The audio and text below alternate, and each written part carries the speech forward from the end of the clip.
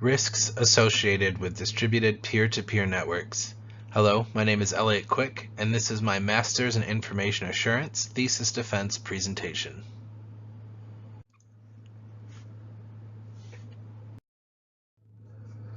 First, let's start with the presentation outline. There are 7 sections to this presentation, the first being an introduction, which is a little bit about me and a little bit of background into why I chose this topic.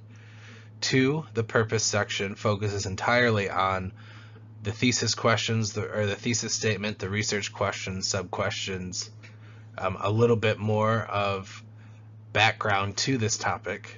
The third section, methods, focuses on the 2 different methods I used. Fourth section is analysis, where I will go through the analysis process of the different methods that I used. The 5th section is results, where I'll display and talk about the results of both of my research methods. The 6th section is conclusions, where we'll talk about some of the outcomes, kind of the digested results. And in the 7th section is just the references, which we'll briefly touch on and talk a little bit about. So a little bit about me. I received my Bachelor's of Science in Computer Programming from Davenport University. Come May, I will have been a developer at MSIA, the Midwestern retailer, for about 5 years. Other than that, I have 10 years of gaming experience, which is important to touch on because the major user of distributed peer-to-peer networks would be the gaming industry, specifically in multiplayer games.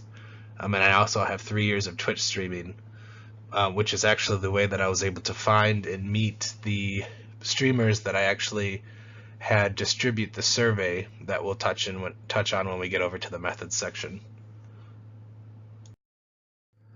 So next we'll be moving into the purpose section, where we will talk about the research topic and research question, research sub-questions, problem statements, and the thesis statement. Distributed peer-to-peer networks can be defined as infrastructure networks in which the network architect, also known as the service provider, provides a system in which their customers or clients can connect to and interact with content provided by the service provider. The means of which customers and clients interact with the underlying service provider is through a peer-to-peer hosted platform. Multiplayer games typically utilize some form of a distributed peer-to-peer network architecture. One of the current popular gaming genres, known as Battle Royale, involves 100 players diving into various points on a large map and fighting till one player or squad remains. In fact, that image on the left is a reference to one of the more popular Battle Royale games in existence at the time of this creation of this presentation. So Statistica, an economic statistics site, shows that the gaming industry in the United States is valued at $18.4 billion. This helps to illustrate how many people play these games utilizing their distributed peer-to-peer networks. The research question that when I started looking at this topic kind of came out of with was, what are the risks customers, the service provider, and hosting party face when involved in a peer-to-peer distributed network? So the research sub-questions, which are basically the questions that come out of that primary research question that I stated in the last slide.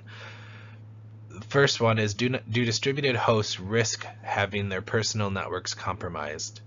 The second sub-question would be, are service providers at risk of having their internal network compromised by distributed hosts or customers? The third sub-question is, are customers at risk of having their networks compromised by other users or a distributed host? And the fourth sub-question would be, are distributed networks more susceptible to network intrusion? The basis for the development of these 4 questions are basically to point out and focus on the 3 major points of any given distributed peer-to-peer network, which are, as was stated previously, the hosts, which would be anybody playing, in the context of video games, would be anybody playing a game that hosts the network. The customers, which are the other players playing the game but connected to that elevated host. and the service provider, which in the case of games would be the game developer or the person that provides the network that connects all of the clients or all of the players together. So derived from the sub-questions and the original research question, we have our problem statements. First, distributed peer-to-peer networks give some end users an elevated status, allowing them to host and control the underlying network and its clients at their particular node of transit. End user clients of a distributed peer-to-peer network trust the end user distributed host to authenticate, handle, and manage their network traffic within the network. Infrastructure developers trust that elevated end-user host nodes handle and pass through traffic as the underlying infrastructure design intended. And the fourth problem statement would be infrastructure developers trust that elevated end-user host node traffic is siloed within their respective network nodes. Finally, we arrive at the thesis statement. Securing a distributed peer-to-peer network is no easy task. It is important to understand the risks presented to the end-user client, the end-user host, and the underlying infrastructure developer. It's important to note that this research, the combination of all of my research, is focused on identifying both the existence of risks associated with these types of networks and providing a path for further study, especially in real-world scenarios like the game that I mentioned in an earlier slide. The next section we're going to be looking at is methods. So there are 6 slides in this section, the first one being focused on the first literature reviewed, the second one is the second literature reviewed, and the third one is the third literature reviewed, followed up by survey administered, experiment performed, and game design. So the fifth and sixth slides are related because the experiment that was performed was actually a game that I developed and tested with a few of my roommates. The first journal article reviewed, a survey of peer-to-peer content distribution technologies, states that distributed computer architectures labeled peer-to-peer are designed for sharing of computer resources, things like content, storage, CPU cycles, by direct exchange, rather than requiring the mediation or support of a centralized server or authority. This journal article continues on to discuss how the term peer-to-peer is widely debated, and that its term usage tends to correlate more with the external appearance of computer-to-computer interaction. This distinction is an important theme to understand when pursuing this thesis topic. The distinction this paper will make is that a peer-to-peer system is in fact a system as perceived or not, where the primary network interactions occur between individual network nodes as opposed to a central server or authority.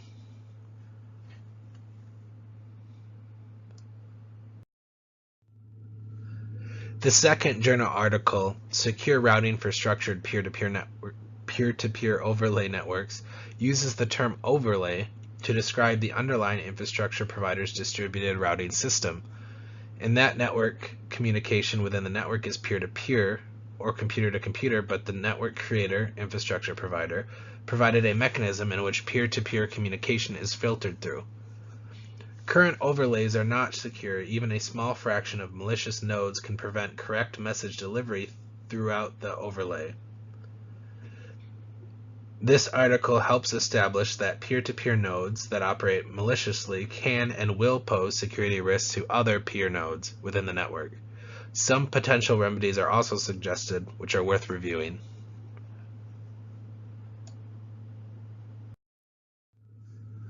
The third journal article reviewed, a reputation system for peer-to-peer networks, proposes a system in which network node credibility could be established based on calculated node reputation.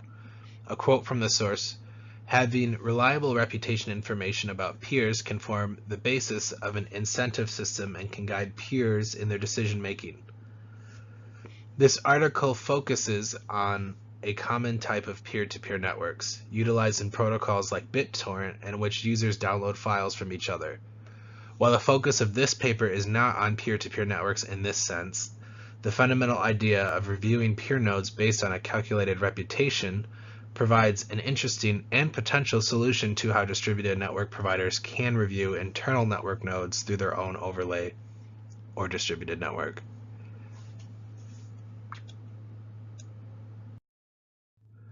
As a way to gather primary research data, a quantitative study approach was used, which involved conducting a digital survey that was given to the followers of popular Twitch streamers.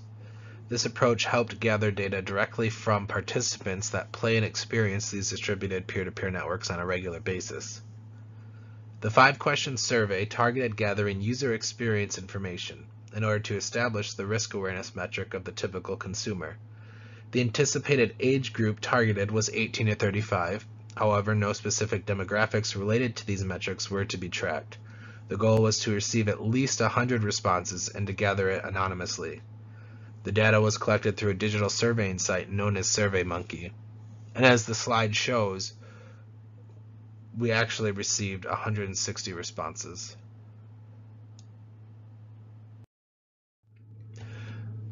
The next method used was an experiment. This involved reviewing some of these networks in action, monitoring packet traffic, and determining the potential for data exposure across these network platforms. The purpose of this was to determine the potential flaws and security risks associated with distributed peer-to-peer networks in play. This will provide the substance required to determine the risk metrics associated with the utilization of this network platform from both the client host, and the service provider perspectives. In reviewing a distributed network in action, it was determined that the best approach was to mirror the focus of the consumer experience survey by reviewing a distributed multiplayer game network.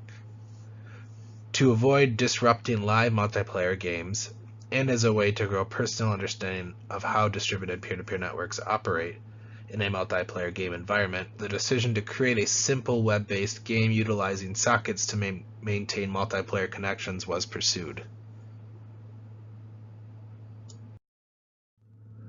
The test game, which was never officially named, was created for the sole purpose of testing potential flaws associated with distributed peer-to-peer networks. Tests ran against this game involved utilizing network tools called Wireshark and Fiddler to capture traffic sent to the game server overlay.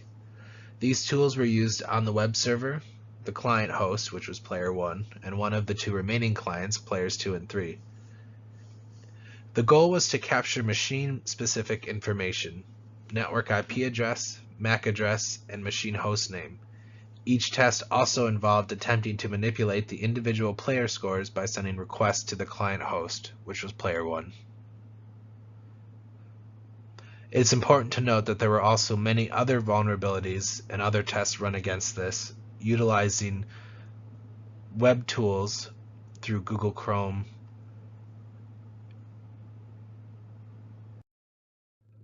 The next section of this PowerPoint will be the analysis section. Slides 1 through 5 will cover each of the individual survey questions and their results, which were all yes or no questions. And the 6th slide will cover the experiment results.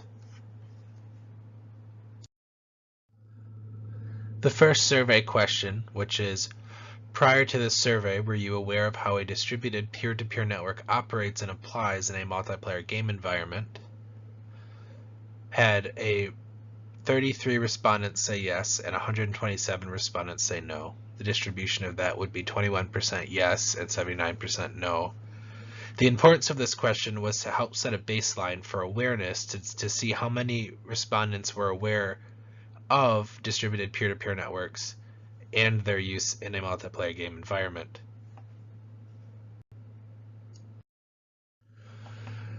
So the second survey question, which is, do you feel that generally game developers and content publishers have taken proper steps to ensure your usage of their multiplayer networks remains confidential and secure?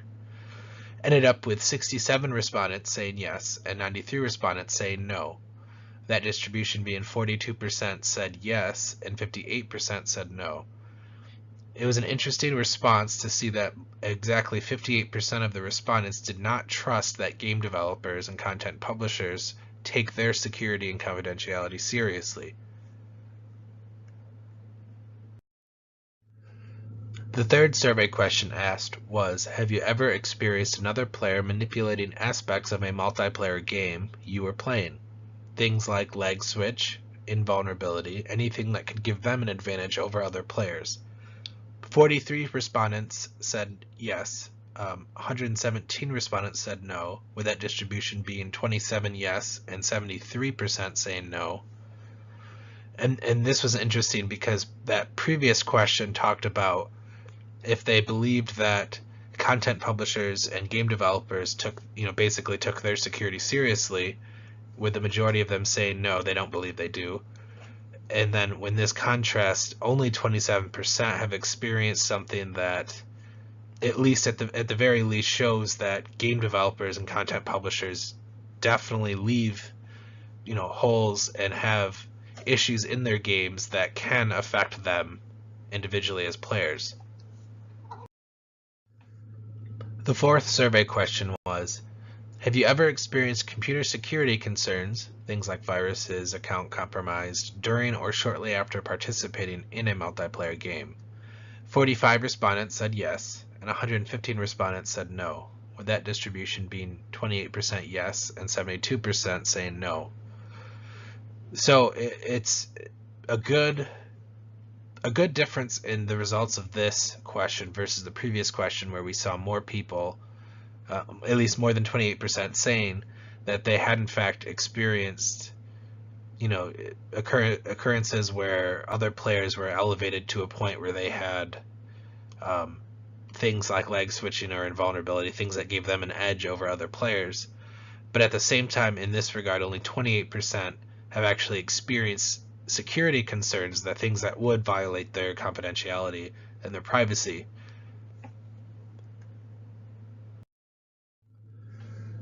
So the fifth and the last survey question was, have you ever considered that possible security issues, viruses, account compromised, experienced on your personal computer were in any way related to participation in a multiplayer game?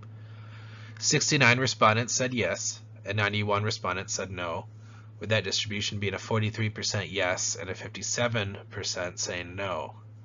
So one of the cool and kind of relieving metrics that I got out of this was the fact that, in contrast to the last couple of questions, you have 43% of people who consider the fact, or at least the possibility, that issues they experience, again, issues that violate their confidentiality, the integrity of their personal internet usage, is relatable to multiplayer games and the participation in them.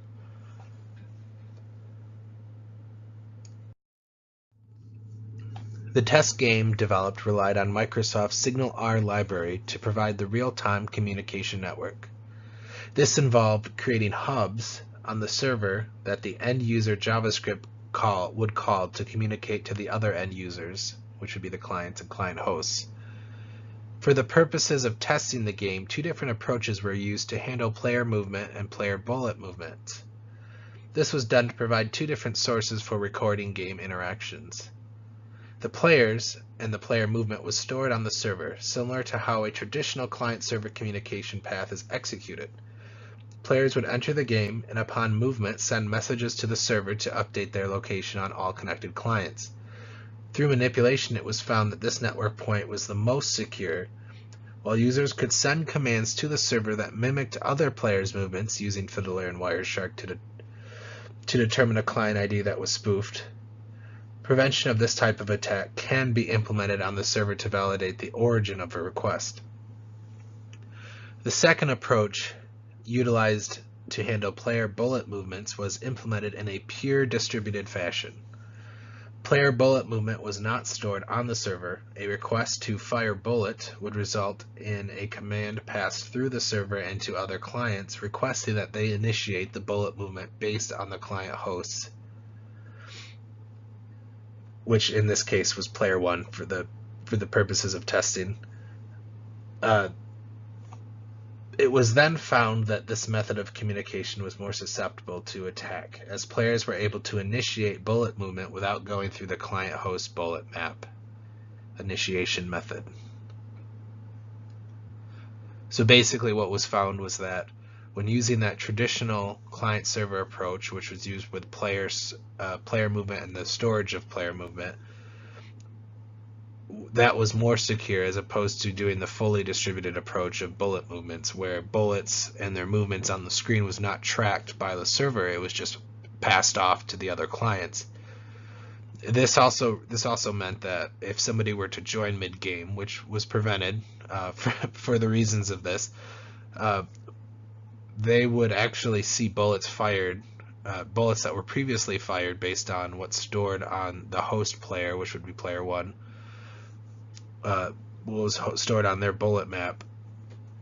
Those bullets would actually get fired from the bottom of the screen the second they joined. So what would happen is if somebody joined mid-game, they'd see a bunch of bullets fly up into up towards the top of the screen at the invaders. So the next section, the fifth section of this presentation, is the results. There's two slides. The first one is the survey results, and the second slide is the experiment results. So looking at the results of the survey. So comparing these results to the sub-research questions, we see that at least from a consumer perception, which would be the clients or the client hosts, 45% of survey respondents believe it is possible to have their private networks compromised by other users or user hosts while playing multiplayer games, which is referenced in sub-questions 3 and sub-question 1. Almost 30% of respondents have directly experienced security issues during or shortly after playing in a multiplayer game.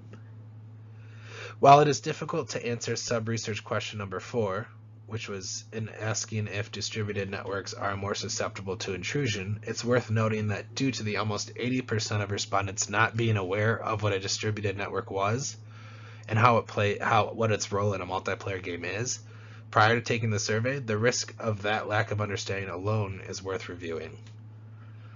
Sub-research question number 2 does not receive a direct answer, as the survey was focused on clients and client hosts.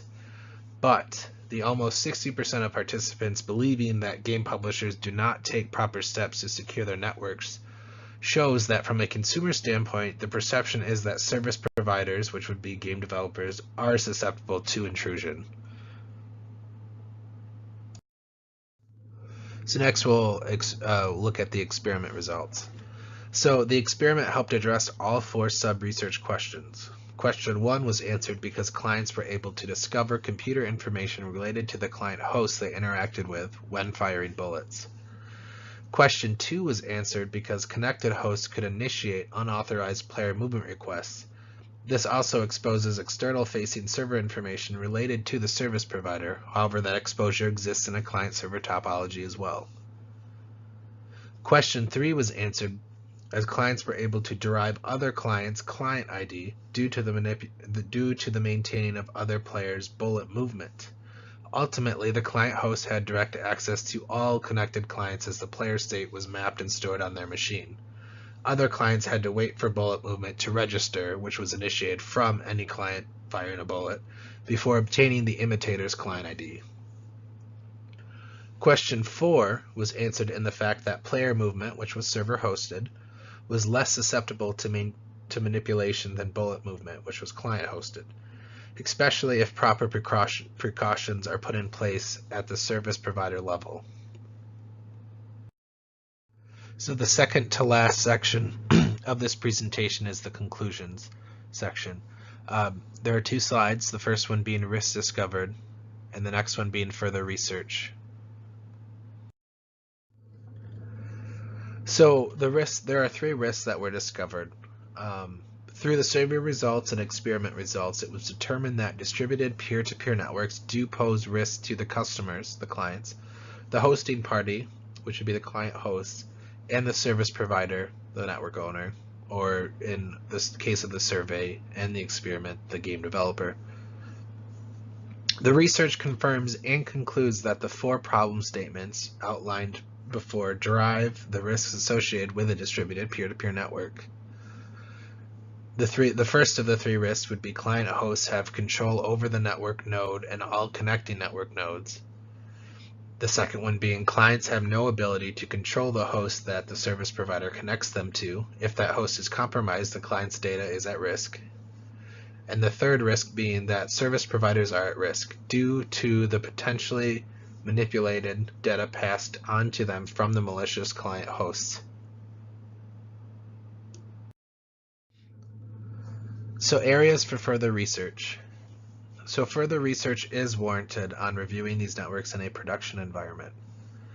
The research conducted within this paper provided an affirmation of the existence of risks associated with a distributed peer-to-peer network topology, along with outlining the 3 top-level risk points of any distributed network. However, a focus on researching potential prevention avenues in a more robust networks, along with a study of real-world at-risk exploits, would help push issues of security awareness surrounding this network architecture, as well as promote the continuation of securing it. As you can see, there are 5 references that I used when gathering my secondary research data throughout this project. I would also like to take this opportunity to thank my instructor, Mark McKinnon, and Davenport University for their guidance and assistance throughout this project. I learned a lot about distributed peer-to-peer networks, and even a little bit about game design and development while crafting my experiment.